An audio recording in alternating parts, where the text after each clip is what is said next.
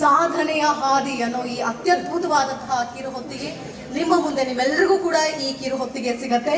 ಈ ಕಿರುಹೊತ್ತಿಗೆಯನ್ನ ಬಿಡುಗಡೆ ಮಾಡಿದಂತಹ ಎಲ್ಲ ಅತಿಥಿಗಳಿಗೂ ಕೂಡ ಬರಲಿ ಒಂದು ಜೋರಾದ ಚಪ್ಪಾಳೆ.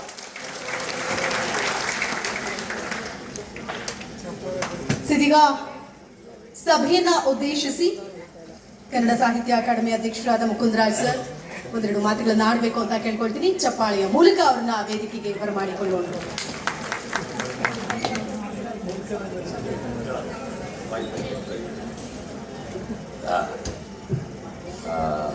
ಪದೇ ಪದೇ ಮುಕುಂದರಾಜ್ ಕನ್ನಡ ಸಾಹಿತ್ಯ ಪರಿಷತ್ತಿನ ಅಧ್ಯಕ್ಷರು ಅಂತ ಹೇಳ್ತಾ ಇದ್ದಾರೆ.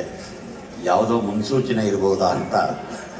ಈ ಪ್ರಶಸ್ತಿ ಪ್ರದಾನ ಸಮಾರಂಭದಲ್ಲಿ ಪಾಲ್ಗೊಳ್ತಾ ಇರೋದು ನನಗೆ ಬಹಳ ಸಂತೋಷ ಆಗ್ತಾ ಇದೆ. ವೇದಿಕೆ ಮೇಲೆ ನನ್ನ ಗುರುಗಳಾದಂಥ ಡಾಕ್ಟರ್ ಬರಗೂರು ರಾಮಚಂದ್ರಪ್ಪನವರು ಇದ್ದಾರೆ. ಜೊತೆಗೆ ಹಿರಿಯರಾದಂಥ ಲಲಿತಾ ನಾಯಕ್ ಮೇಡಮ್ ಇದ್ದಾರೆ.